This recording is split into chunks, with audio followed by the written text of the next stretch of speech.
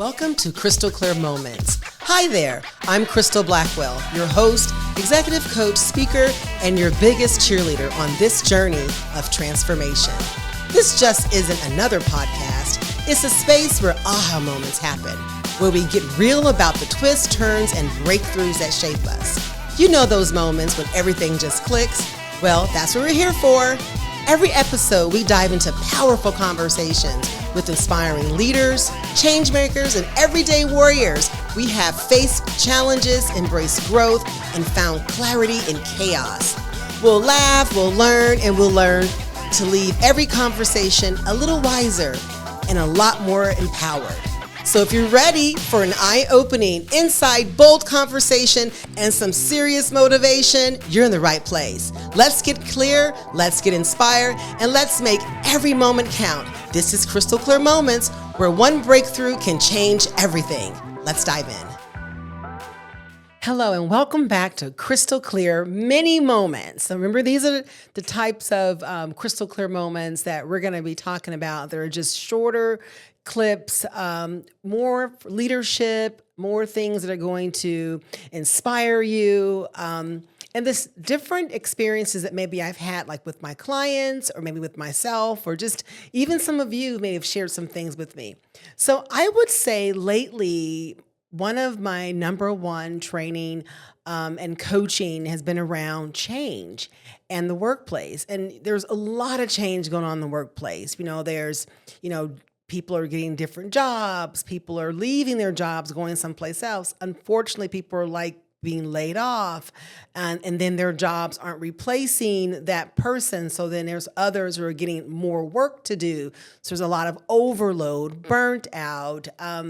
People are asked to do more with less. I think the statistics are showing that we have a lot of folks that are being laid off. So there's a lot of change in the workforce. So this particular workshop went over really, really well with my business clients. So I wanted to share just some really great insight with you here, my Crystal Clear Moments podcast family. So let's define change. So change is something that we want to define as being external, like a new job. Maybe you had a baby. Maybe you had a change in terms of your economics. Maybe you got a raise, or maybe you don't have a raise, or just something that happened to you externally. Not that it can't impact you in the other ways. And transition is more of the internal, like how you're dealing with it psychologically. So today we're going to lean more toward the change, because this is what I'm hearing. My people in my workforce, Crystal, are having a hard time with change. So this is what we've come up with here at Crystal Clear Results, which is the business. So let me just break down some different types of change, what I think is pretty cool to narrow down. There's emotional change, there's physical change, and then there's mental change. So physical change can show up like stress, anxiety, sleep, disruption, fatigue. You guys know what I'm talking about. Maybe even this vision strain. So if you're looking, all of a sudden you're having issues like maybe with your eyesight or your strain, or your eyes are tired. I found that was interesting with my research. Cardiovascular, gastrointestinal, increased call out. So those are physical effects of change, how it shows up physically. Then we have like the mental effects. And again, some of these are the same, of course, stress and anxiety, but in decrease in job satisfaction. So I am getting a lot of organizations that are sharing their employee satisfaction surveys with me, and employee satisfaction rates are going down. People are really feeling the impacts of change in their work environment. And this can also be used for personal as well. So this is good for work and also for personal. Other mental effects of change, emotional exhaustion, like I can't deal with this. It can also impact your self-esteem, how you feel about yourself, your identity. Maybe if you're in a space where you're not being included and you were, it can definitely impact your mental effect. And then lastly, of the three, We covered physical, we covered mental, now we're going to cover emotional. Emotional effects can be excitement. That's definitely a part of change. Happiness, hopefulness, resistance, empowerment, sadness, trust. All of these are way we respond to change emotionally. So this is where it gets a lot of fun and pretty exciting, and I get a lot of feedback on it. Most of you guys know that in my business, Crystal Clear Results, I do a lot of work around generations in the workplace. I'm sort of an expert in that space. So I've done some research around how generations respond to change in the workplace, which is pretty fascinating if you're leading generations, which most people are. I mean, there's technically five out there, four in the workplace, but we're going to nail it. We're going to really drill it down to the four that's actually working in the workplace. The fifth, the one that's the fifth, they're pretty retired. So we're just going to deal with the four. So let's talk about the different generations in the workplace. So we have baby boomers. And these dates, are always challenged, but, around about 1946, 1964 is the baby boomers. They're still working out there. Gen X is 1965, 1980, so that's a nice chunk. Millennials, 1981, 1996. And Generation Z is 1997 to 2012. And of course, we have our alphas, our babies, and we have our older generation. So give you some perspective of who's showing up in the workplace in terms of percentage. All right. So our number one percentage of people in the workplace right now, and let's just go in order. Let me change it up. Let's go like baby boomers. So baby boomers is about in the workplace, like 25.5%. Not surprised. Generation X is at 33.33%. Not really surprised. Millennials at 35.35%. And then we have our Gen Zs, which are at 7.7%. Now, it doesn't mean that there aren't a lot of Gen Zs out there, but remember that generation is just out of college, just now hit the workforce. So let's talk about how the generations we discussed, how they deal with change, So first, I'm going to give you some characteristics. Then I'm going to give you their reactions to change. And then I'm going to give you some tips how to support them. Because I can't give you all this information without giving you some tips, right, to support them. So let's start with our baby boomers. Baby boomers typically like a workplace that's stable. They're very long in terms of their commitment. Like if you have a baby boomer, they typically are in the job for 20 years, 30 years. I mean, long-term commitment is a value.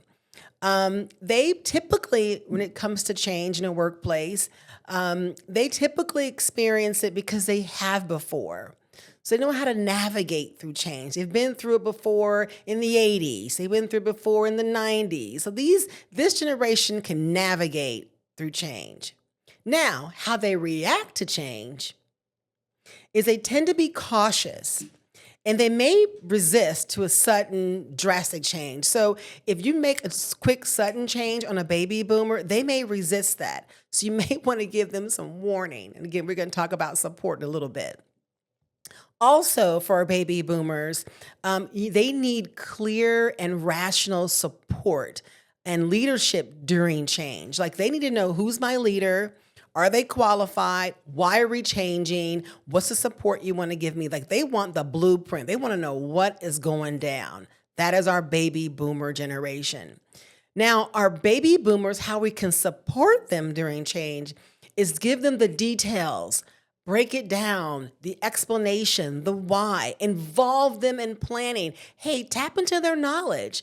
They've been around for a while. So if you're in an environment where you're abrupting and have change going on in your workforce, maybe a small business, large business, doesn't matter. It all responds the same. So this goes for my small business folks too, nonprofits, everyone. We're talking about people. If you're dealing with baby boomers and you're throwing change at them, get them involved. Ask them for their feedback. Ask them for their opinion and for their insight. And definitely let them know that they're valued. And lastly, give them the benefits of the change. Outline the benefits.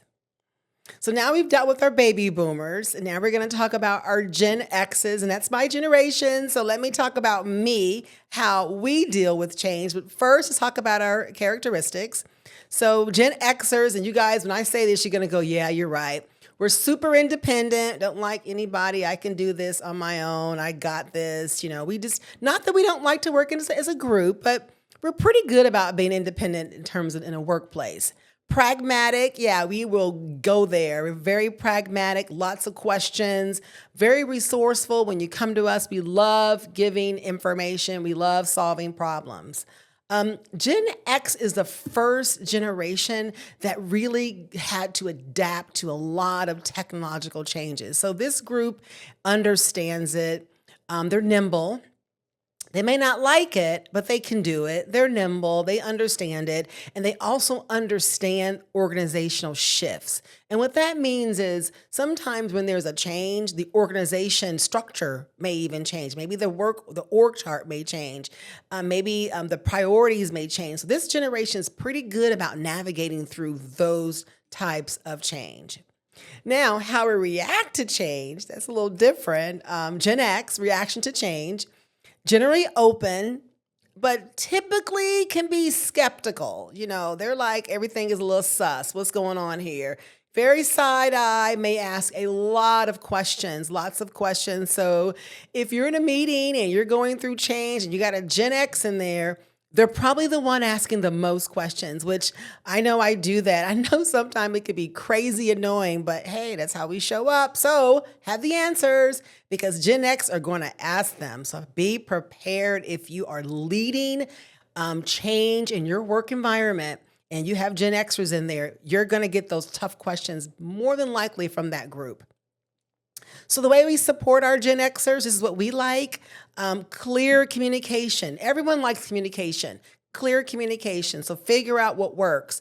Often different ways of communicating, not just one email, not just, one instant message, like really think of different creative ways of communicating. Also, give them an opportunity to help out.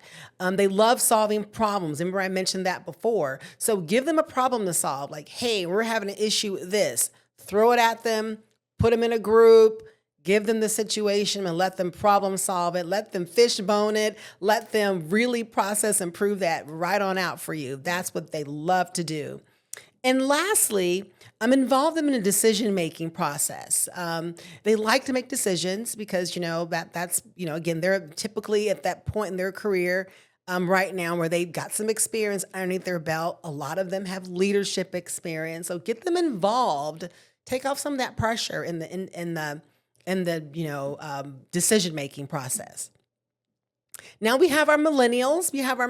That's the biggest group in the workforce. I think they're 35%, and Gen X are 3.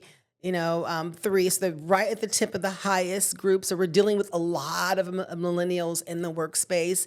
Their characteristics, very tech savvy, love to collaborate, and are value driven. So think about just the previous generations I've mentioned. Gen Xers are independent. Then we have our baby boomers who don't even like either one. They don't even really care about either one. Just show up, go to work, do your job, do it well, give them my paycheck so I can go home. So that's pretty much how they're showing up. And I'm not mad at that. I need to make that clear. I am not mad at that. So for millennials, tech savvy, collaborative, and value driven. Also another characteristics, they grew up during this rapid tech advancement. So they get it. And unfortunately, they get economic shift. This generation grew up under, recession and economic changes. So they understand that probably more than any other generation. And they're a little jaded about it. And I get it. So understand that's what's coming to the table. So when you bring up workforce change or layoffs, this group may respond a little different. You talk about giving them more work or really changing their schedules, and anything that's disruptive, you're going to probably get most pushback and resistant to this group. Not because they're difficult, it's just the way they're built. Because remember, their values is work-life balance. And we're shifting, even though we're saying it, work-life balance, a lot of the workplace is getting away from it. An example of that, we got folks coming back to the workplace from working at home. So this whole work at home piece is starting to dwindle. Organizations are calling people back, calling, everyone back to the office. So a lot of change is happening for this generation, millennials, that's impacting their values. So it's very personal and they can be very sensitive about it. So be very mindful if you're leading change and your team has millennials, and most workforce has quite a bit, how they're going to respond to change. All right, so let's talk about their reaction. Typically, they can embrace it, especially if it aligns with their values. So make sure that the change is going on lines up to their personal values. Gave an example about like work-life balance. That's a value. This group likes to collaborate. So there's opportunities to collaborate and share ideas. Also, in being inclusive, inclusivity is important to them. Diverse thinking, so maybe having, a think tank with all these different ideas. This is real important to this group. So you want to make sure that you align the values with the why. Like, why are we doing this? And then, lastly, some things where we can support them because we want to support our millennials so they can be successful. Just like our Gen X is going to be successful, our baby boomers, we want to make sure we give them what they need. So also provide them lots of opportunities to share and continuous learning. Give them an opportunity to learn a new skill, cross-training, upskill, give them opportunity to even share their skill set. Maybe they can become mentors. So think of ways where you can engage them. Okay, so our last group, we can't forget about our Gen Zs. I don't have a soft spot for our Gen Zs. They really bring, they bring in a really good mix of all things, but I think that they bring a bigger scoop than most generations is a scoop of empathy that kind of comes natural.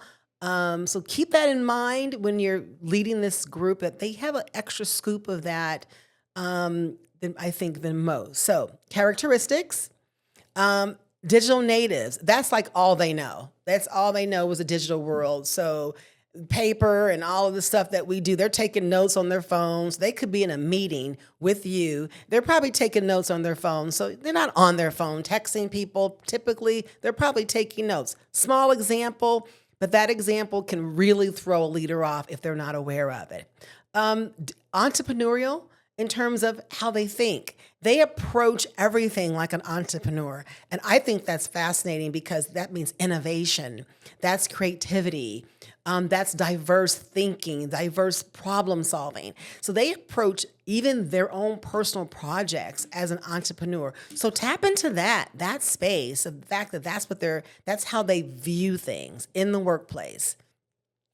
Reactions to change. Hey, this group here, they adapt pretty quick to technology. So who are your trainers out there? Probably this group. If you're changing in terms of technology, I would tap into Gen Zs. I'll be honest, with Crystal Clear Results, my company, most of the people who report to me are Gen Zs and millennials. And when I talk about technology, I pick up the phone and I call my employee who's a Gen Z and like, hey, I need some help with this. And they really walk me through it. They really enjoy teaching and showing. It may tease you a little bit, but we can handle that.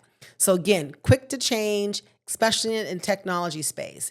They also seek, check this out, folks, they seek fairness. They seek inclusivity. They seek it. They're looking for that.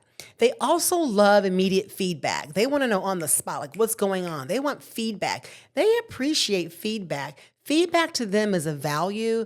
And it also shows up for them as a way to get better. And it tells them that you care. So here's a group that's like, if I'm messing up, tell me. If I can get better, give me the information. Like they want the information to improve. So strategies to support. How are we going to support the Gen Zs? Organizations going through a huge change.